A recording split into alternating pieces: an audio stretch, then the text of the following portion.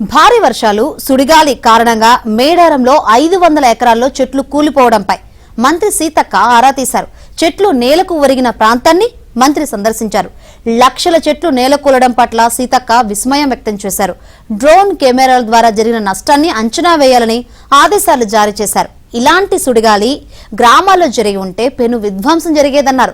సమ్మక్క సారాలమ్మ తల్లుల దయవల్లనే సుడిగాలి ఊర్ల మీదకు రాలేదని మంత్రి సీతక్క అన్నారు. చెట్లు నేలకూలడంపై కేంద్రం పరిశోధన జరిపించాలన్నారు.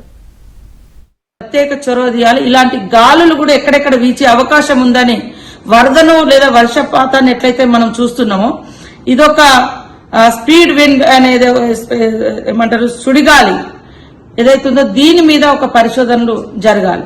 లేకుంటే ఊర్లు ఆ గాలిలో కొట్టుకుపోయి ఇండ్ల కప్పు లేచిపోయి ఆ ఇండ్ల మీద ఉన్నటువంటి పెంకలు కావచ్చు లేదా ఇతరత్ర ఏమంటారు రేకులు కట్టయి మనుషులకు కూడా ప్రమాదం జరిగే పరిస్థితి ఉంది.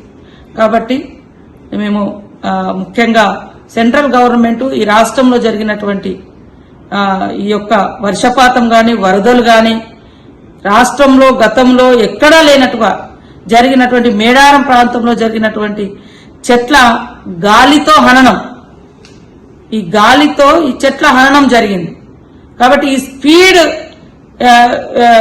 ఏదైతే సుడిగాలి ఉందో దీన్ని ఖచ్చితంగా అంచనా వేసి నష్టాన్ని పూడ్చాలని కోరుకుంటూ, ముఖ్యంగా మేమందరం అనుకుంటా ఉన్నాం ఆ గాలి ఊర్ల మీదకి వచ్చుంటే మేడారం ప్రాంతము సమ్మక్క సారలమ్మ ఏరియాలో ఉన్నటువంటి చుట్టూ గ్రామాలు ఒక్క ఊరు కూడా ఆనవాళ్ళు లేకపోయేదని ఈరోజు అది గుర్తు చేసుకుంటే భయంకరమైనటువంటి